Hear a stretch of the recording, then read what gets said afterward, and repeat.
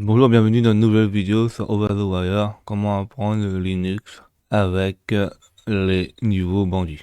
Donc ici, on va apprendre un peu plus comment utiliser Git. Ici, on a un dépôt Git en SSH / bandit29 git localhost home bandit29 via le port 2220.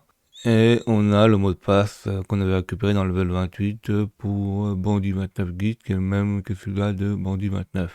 On doit faire comme d'habitude, cloner le dépôt et trouver le mot de passe. Donc là, on va se connecter sur le SSH, on met le mot de passe, donc on récupère l'ancien mot de passe.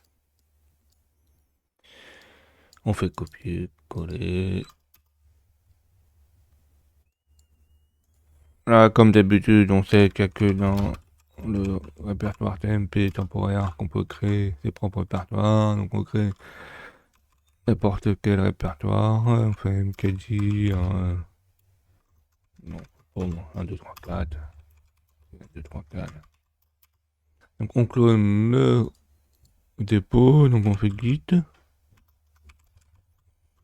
clone, on copie l'adresse. Là, on doit changer le numéro de port comme il n'est pas bon, donc c'est après le localhost qu'on met en 2220. On fait entrer, il nous demande est-ce qu'on veut continuer parce qu'en fait il ne peut pas vérifier la signature. On fait yes. On met le bon mot de passe.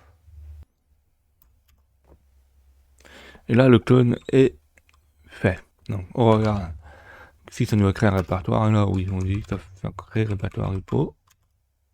On fait un git log pour voir ce qui s'est passé. Et là, on voit qu'il y a des choses qui ont été faites sur le master. Donc là, on est sur les masters. Le problème, c'est que si on fait un git show, on voit que le nom d'utilisateur a été mis, mais pas le reste. Donc, pourquoi? Parce qu'en fait, sur Git, on peut avoir plusieurs branches. Qu'est-ce que c'est une branche? Une branche, en fait, c'est, on peut, en fait, séparer le dépôt en plusieurs noms. En fait, par exemple, on peut mettre, par exemple, un nom de branche qui va servir, ou une branche qui va servir, par exemple, pour le développeur en bêta. Une qui peut être pour les utilisateurs, une qui peut être pour des fonctionnalités spéciales, ou pour des versions différentes. Donc on peut faire plusieurs branches. Donc regardons qu'est-ce qu'on peut faire en regardant la documentation de Git. On fait Gitman. La documentation. On a le point A qui dit liste toutes les branches à distance depuis les locales branches. Donc en fait ça va nous lister toutes les branches. Et on peut utiliser list pour en fait créer certains schémas qui vont avoir des choses un peu plus précises. Donc faisons ça. Donc on va lister les branches. Donc on fait git branche A.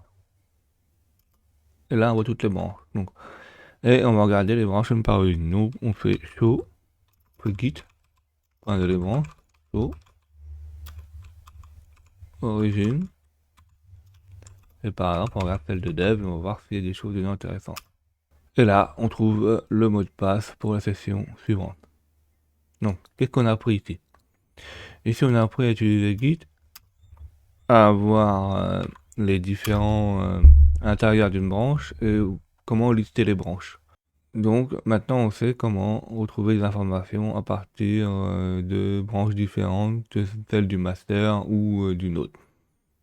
Merci d'avoir vu cette vidéo, mettez des pouces bleus et n'hésitez pas à vous abonner.